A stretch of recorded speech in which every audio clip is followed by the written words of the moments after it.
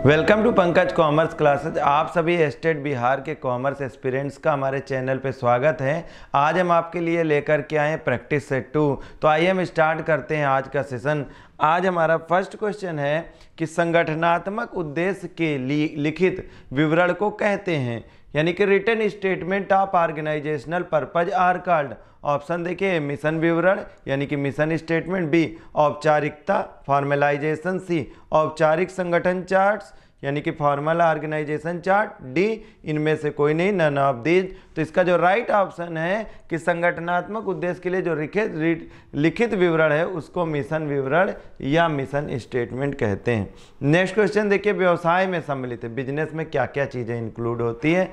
Option देखिए, ए that is केवल व्यापार होता है, बी व्यापार और उद्योग दोनों होते हैं, सी व्यापार उद्योग और वाणिज्य सभी, डी केवल वाणिज्य यानी कि ऑप्शन में A only trade, trade and industry both, all the trade industry and commerce, D only commerce. तो इसका जो राइट आंसर है वो हो जाएगा सी कि व्यवसाय में व्यापार उद्योग और वाणिज्य यानी कि ट्रेड इंडस्ट्री और कॉमर्स सभी शामिल होते हैं।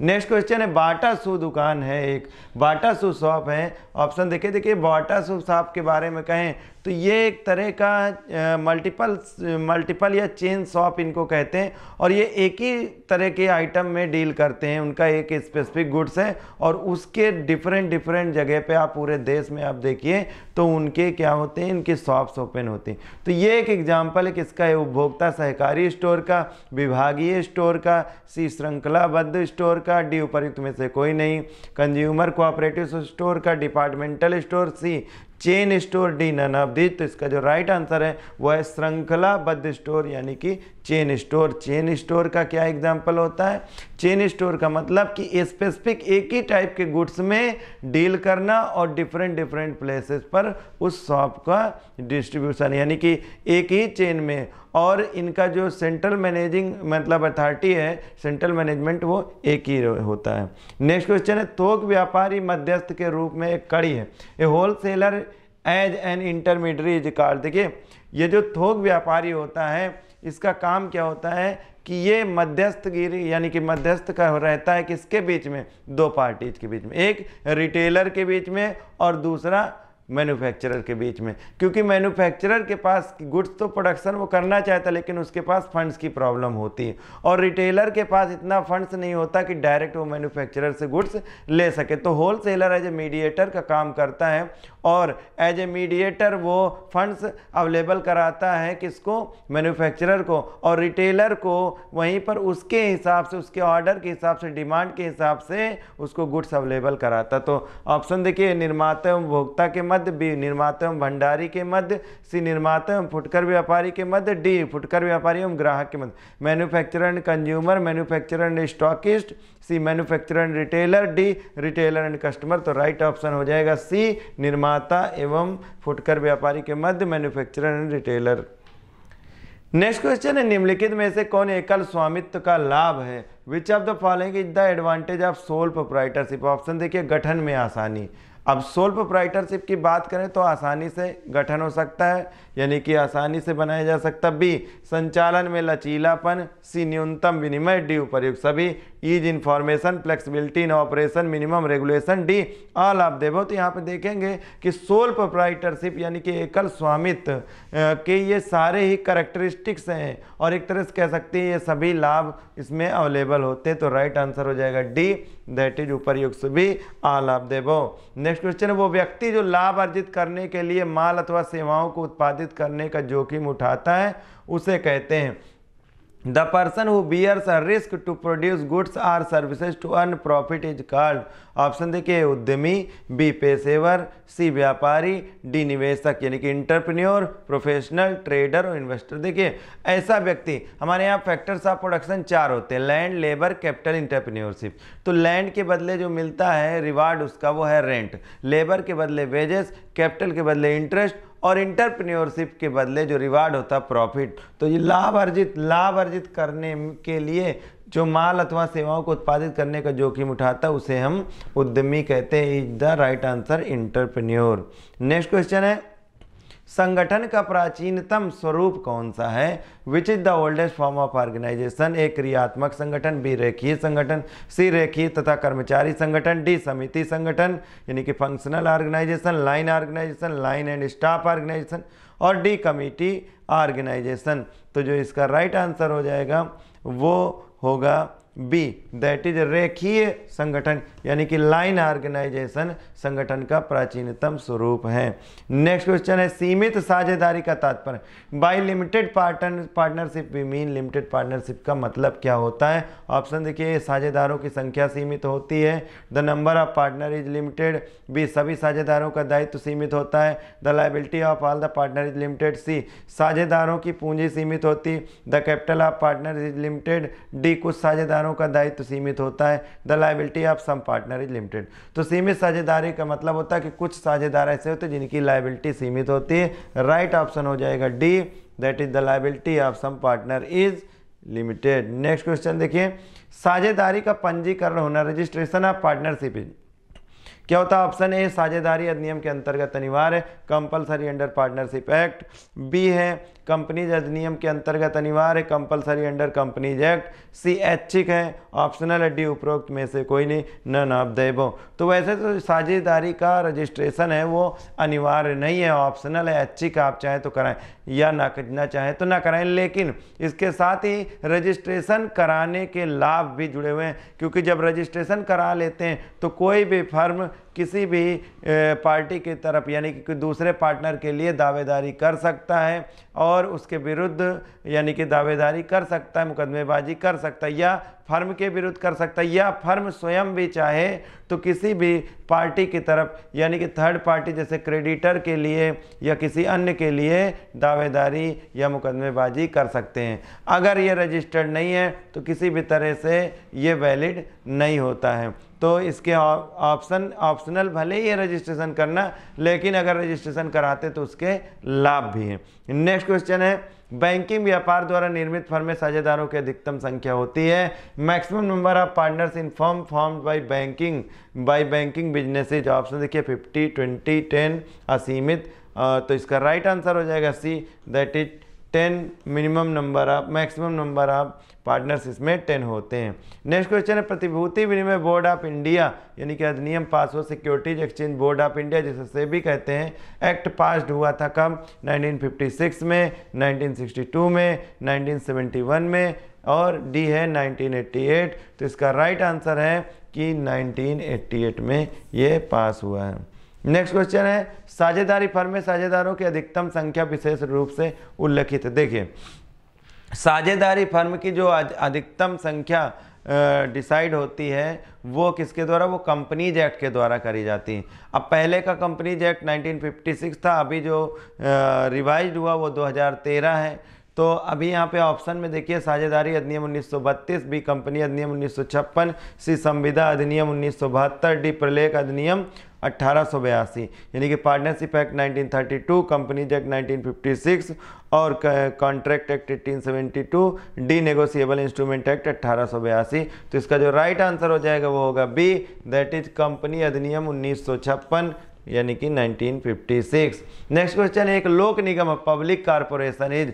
ऑप्शन देखिए, ए संसद के विशेष अधिनियम से बनाया जाता है, created by special act of parliament, B का अलग वैधानिक अस्तित्व है, not as separate legal entity, और का प्रबंध सरकार द्वारा नामांकित संचालक मंडल द्वारा नहीं किया जाता है, not manage by A government nominated board of directors, D company अधिनियम 1956 के अंतर्गत स्थापित किया जाता है, setup under the companies act 1956। तो एक लोक निगम संसद के विशेष अधिनियम से बनाया जाता है। राइट आंसर हो जाएगा ए कि created by special act of parliament. Next question है, पृथक अस्तित्व का प्रभेदक लक्षण है। Separate entity is a distinct feature. आप देखिए, एकल स्वामित्व होता है, सोल प्रोप्राइटरशिप, यहाँ पर अनलिमिटेड लायबिलिटी होती है, और सेपरेट मैनेजमेंट यानी कि जो प्रोप्राइटर है वो बिजनेस से सेपरेट नहीं होता है। इसी तरह पार्टनरशिप में भी अनलिमिटेड लायबिलिटी होती है और मैनेजमेंट पार्टनर से सेपरेट नहीं होता, फर्म पार्टनर से सेपरेट नहीं होता। लेकिन जो कंपनी है, कंपनी के फीचर्स में ये है कि ये separate entity, separate legal entity माना जाता है और इसमें इसका जो है पृथक अस्तित्व होता है, यानी कि यहाँ के जो शेयर होल्डर, जो मेंबर हैं और कंपनी, दो अलग बातें होती हैं, उनका एक दूसरे से कोई संबंध नहीं, संबंध तो है लेकिन यहाँ पर जो अस्तित्व उनका वो पृथक है माना जाता है। तो राइट आंसर देखिए ऑप्शन है एकल स्वामित्व का, बी साझेदारी फर्म का, सी कंपनी का, डी उपयुक्त सभी यानी कि sole trade, partnership firm, company and D all of the above. तो राइट आंसर हो जाएगा सी, दैट इज कंपनी का, यानी कि कंपनी। नेक्स्ट क्वेश्चन देखिए, उपभोक्ता सहकारी भंडार की स्थापना की जाती है।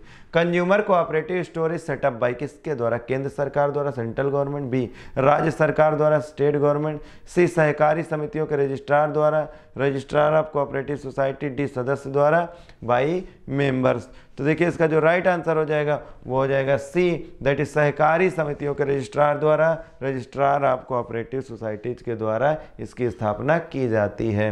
नेक्स्ट क्वेश्चन है, चार्टर पार्टी का प्रयोग किया जाता है। Charter party is used. देखिए चार्टर पार्टी का काम क्या होता है कि जब कोई एक शिपिंग कंपनी पूरे शिप की या उसके कुछ भाग की यानी कि सामान को ले जाने की जिम्मेदारी लेता है, एक्सपोर्टर की तरफ से पूरी जिम्मेदारी लेता है, तो इस एग्रीमेंट को ही चार्टर पार्टी कहते हैं। ऑप्शन देखिए, ए निर्यात व्यापार में, इन एक्सपोर्ट ट्रेड, बी आयात व्यापार में, इन इंपोर्ट ट्रेड, सी आंतरिक व्यापार में, इन इंटरनल ट्रेड, डी इनमें से कोई नहीं, नन ऑफ दीज। तो ये एग्रीमेंट होता है ये जहाजी कंपनी के द्वारा एक्सपोर्टर के लिए, एक्सपोर्टर से एक एग्रीमेंट होता है। तो इसका जो राइट ऑप्शन हो जाएगा वो हो जाएगा ए, दैट इज निर्यात व्यापार में and export trade, in export trade. Next question देखिए, निम्नलिखित में से कौन सा देश एशियन का सदस्य नहीं है? Which one of the following countries not a member of Asian. तो देखिए ये 10 दक्षिण पूर्वी देशों का संगठन है जो कि आपस में आर्थिक सामरस्यता यानी आर्थिक विकास, समृद्धि को बढ़ावा देने के लिए और क्षेत्र में अपने शांति को कायम रखने के लिए एकत्र हुए। तो ये 10 देशों का संगठन है, समूह है, और ये 10 कौन से हैं? 10 दक्षिण पूर्वी देश हैं। तो इसमें पूछा गया कि कौन सा ऐसा देश है जो कि इसमें शामिल नहीं है? तो इसका ऑप्शन देखिए, सिंगापुर, ब्रुनेई, थाईलैंड, जापान, और इसमें राइट आंसर हो जाएगा सी, दैट इज जापान वो देश है जो कि इन 10 देशों में शामिल नहीं है। नेक्स्ट क्वेश्चन है, माल के आयात के लिए दिया जाने वाला आदेश कहलाता है। The order for import of goods is called. तो देखिए ये जो कि इंपोर्टर है वो जब आदेश देता है तो उसको बोलते हैं, ऑप्शन देखिए, इंडेंट आयात आदेश, लदान पत्र और साख पत्र। Indent import order, bill of lading और लेटर ऑफ क्रेडिट। तो देखिए बिल ऑफ लेडिंग का संबंध क्या होता है कि जब जहाजी कंपनी यानी कि जहाजी कंपनी गुड्स रिसीव्ड करती है और रिसीव्ड करने के बाद में एक डॉक्यूमेंट निर्गत करती है किसके नाम पर? उस एक्सपोर्टर को, जिससे कि एक्सपोर्टर उस रिसिप्ट को इंपोर्टर तक पहुंचाता है। उस रिसिप्ट को ही बोलते हैं बिल ऑफ लेडिंग। वो इस बात का प्रूफ होता है कि जहाजी कंपनी के द्वारा, शिपिंग कंपनी के द्वारा गुड्स उनको यानी कि गुड्स एक्सेप्ट कर लिया उन्होंने और ये गुड्स अब इंपोर्टर तक पहुंच जाएगा। और जैसा कि लेटर ऑफ क्रेडिट है, तो लेटर ऑफ क्रेडिट जो है एक्सपोर्टर के बिहाफ पे यानी कि इंपोर्टर के बिहाफ पे एक्सपोर्टर के फेवर में बैंक जब ये लेटर ऑफ क्रेडिट इशू करती है और इस बात की जिम्मेदारी लेती है कि जो भी अमाउंट एक्सपोर्टर को मिलने वाला है उस बिल ऑफ एक्सचेंज का पेमेंट करने की वो जिम्मेदारी लेती, तो लेटर ऑफ क्रेडिट कहते हैं उसको। अब देखिए यहाँ पे राइट ऑप्शन की माल के आयात के लिए दिया जाने वाला आदेश कहलाता है, तो राइट ऑप्शन होगा A, that is indent. Next question देखिए, विदेशी व्यापार में मद गोदाम मूल्य का अर्थ है। In foreign trade the term loco price means. Option देखिए, माल की लागत, बी माल की कीमत जिसमें केवल बीमा वे शामिल, सी माल की लागत जिसमें लाभ की कुछ रकम शामिल है, डी उपरोक्त में कोई नहीं यानी कि उपरोक्त में से कोई नहीं। यहाँ पर देखिए the cost of goods, B the price of goods including only the insurance expenses, the cost of goods includes some amount of profit, D none of these. तो देखिए लोको प्राइस का मतलब ये होता है कि जो भी गुड्स लोको प्राइस का मतलब है कि जो भी गुड्स भेजा जाता है किसके द्वारा, सेलर के द्वारा बायर के, तो सेलर के यहाँ, सेलर के गोडाउन में जो गुड्स पड़ा होता है उसकी जिम्मेदारी कि ये गुड्स पहुँचाया जाएगा बायर तक में, लेकिन इसमें सारे खर्चे शामिल होते हैं और सारे खर्चे कौन बियर करेगा, ये बायर ही, उसकी जिम्मेदारी होती, बायर ही बियर करता है। तो इसमें जो राइट ऑप्शन है वो है सी, कि माल की लागत जिसमें लाभ की कुछ रकम भी शामिल है, यानी cost of goods include some amount of profit, C will be the right answer. Next question है, कच्चे माल का अंतिम उत्पाद में रूपांतरण का कार्य है, conversion of raw material into finished product is the function of. देखिए हमारे यहाँ तीन तरह की अगर national income gross domestic product आप कैलकुलेट करते हैं, जीडीपी कैलकुलेट करते वक्त तीन तरह की इंडस्ट्री होती है। पहला प्राइमरी सेक्टर, दूसरा होता है सेकेंडरी सेक्टर और तीसरा होता है सी, दैट इज टर्सरी सेक्टर। देखिए प्राइमरी सेक्टर में क्या होता है, रॉ मटेरियल पूरा होता है, रॉ मटेरियल से रिलेटेड प्राइमरी सेक्टर। और अगर बात करें कि सेकेंडरी सेक्टर तो इंडस्ट्रियल सेक्टर होता है, और सी टर्सरी सेक्टर में आता है, तो टर्सरी सेक्टर में सारे सर्विसेज सेक्टर थे। अब जो प्राइमरी सेक्टर से मिला हुआ गुड्स है उसको कन्वर्जन करना ये इंडस्ट्रियल सेक्टर का काम होता है, यानी कि सेकेंडरी सेक्टर का काम होता है। तो यहाँ पे कहा गया कि कच्चे माल का अंतिम उत्पाद में रूपांतरण का कार्य है, किसका काम होता है, वो सेकेंडरी सेक्टर का काम होता है। और यहाँ पर देखिए राइट ऑप्शन क्या हो जाएगा, बी, उद्योग का काम होता है, ये इंडस्ट्रीज का काम होता है कि रॉ मटेरियल को फिनिश प्रोडक्ट में कन्वर्ट करना। नेक्स्ट क्वेश्चन है कि एक व्यापार के सामाजिक उत्तरदायित्व में सम्मिलित नहीं है, social responsibility of a business does not include. Option देखिए, दुर्लभ संसाधनों का अनुकूलतम प्रयोग, optimum utilisation of scarce resources, B, रोजगार के अवसर सृजित करना, जनरेट एम्प्लॉयमेंट अपॉर्चुनिटीज, सी, लाभांश के भुगतान करने का दायित्व, ऑब्लिगेशन टू पे डिविडेंड, और डी है आर्थिक शक्ति का विकेंद्रीकरण, यानी कि डिसेंट्रलाइजेशन ऑफ इकोनॉमिक पावर।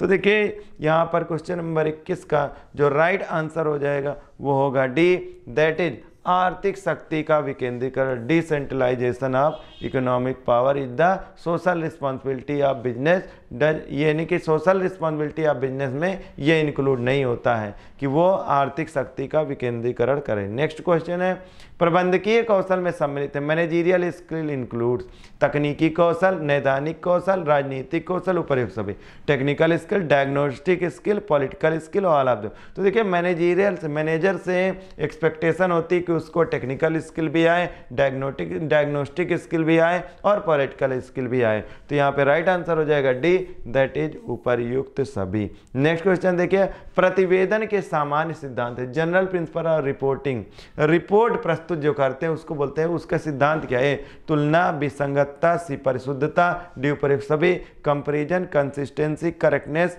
और D all of the above. तो इसका राइट आंसर हो जाएगा डी, उपर्युक्त सभी, यानी कि एक जनरल रिपोर्टिंग के, यानी कि रिपोर्टिंग के प्रिंसिपल में ये तीनों ही शामिल होते हैं।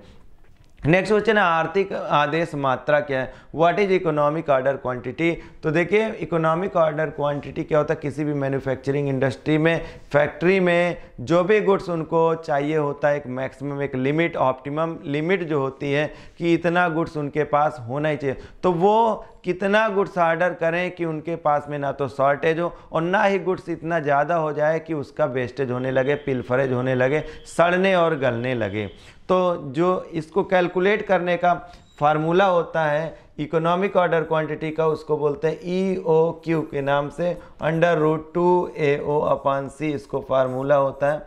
और देखिए यहाँ पे ऑप्शन देखिए, किसी आदेश की लागत, बी स्कंद की लागत, सी पुनः आदेश स्तर, डी अनुकूलतम आदेश आकार, यानी कि cost of an order, cost of stock, C order level, D optimum order size. तो देखिए इसका जो राइट आंसर हो जाएगा वो हो जाएगा डी, दैट इज अनुकूलतम, यानी कि ऑप्टिमम ऑर्डर साइज।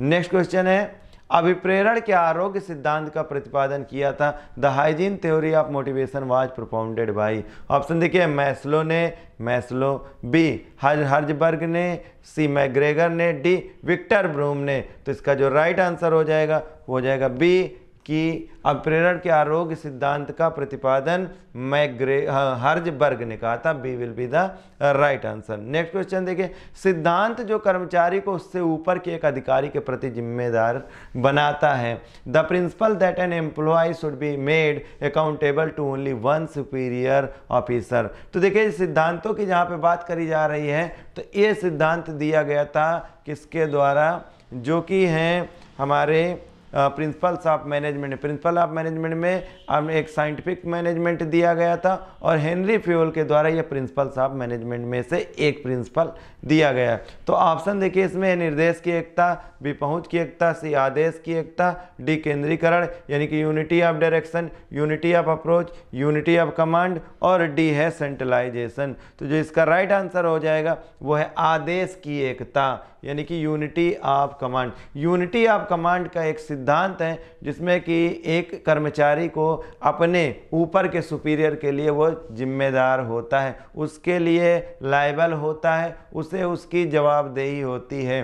तो ये सिद्धांत है कि कर्मचारी को उससे ऊपर के एक अधिकारी के प्रति जिम्मेदार बनाता है। नेक्स्ट क्वेश्चन देखिए, अपवाद द्वारा प्रबंध का प्राथमिक संकेत किसके चारों ओर घूमता है। Primary focus of management by exception revolves around. Option देखिए संगठन, बी स्टाफिंग, सी निर्देशन, डी नियंत्रण यानी कि organising, B staffing, C directing, D controlling. तो primary focus of management by exception revolves around यानी कि नियंत्रण के इर्द गिर्द घूमता है। D will be the right answer. Next question देखिए, एमबीओ की अवधारणा मूलतः किसने दी है। The concept of MBO originally came from.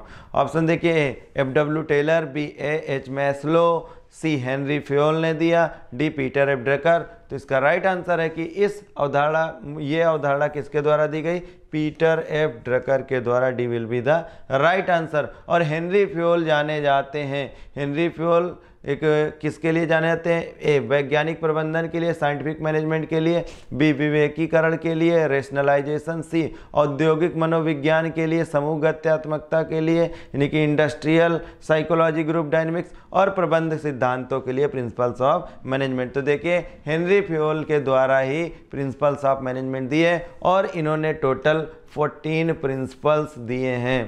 तो यहाँ पर राइट आंसर हो जाएगा डी, दैट इज प्रबंध सिद्धांतों के लिए principles of management.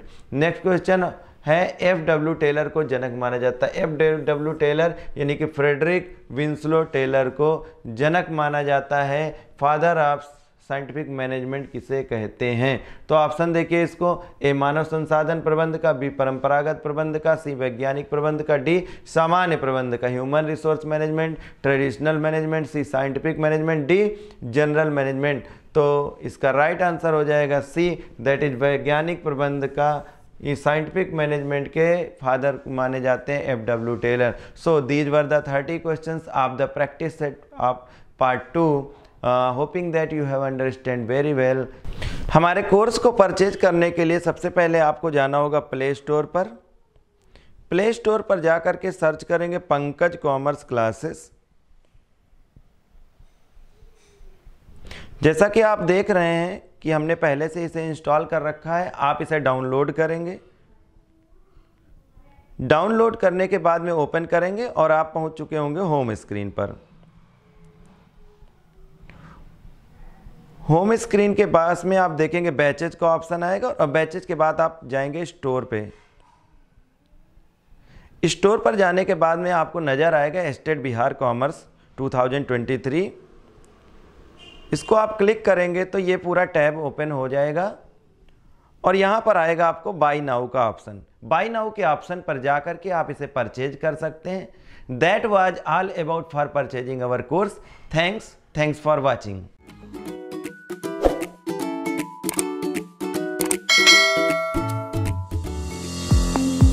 Now, students can enjoy online mode of digital learning with official app of Pankaj Commerce Classes available in Play Store.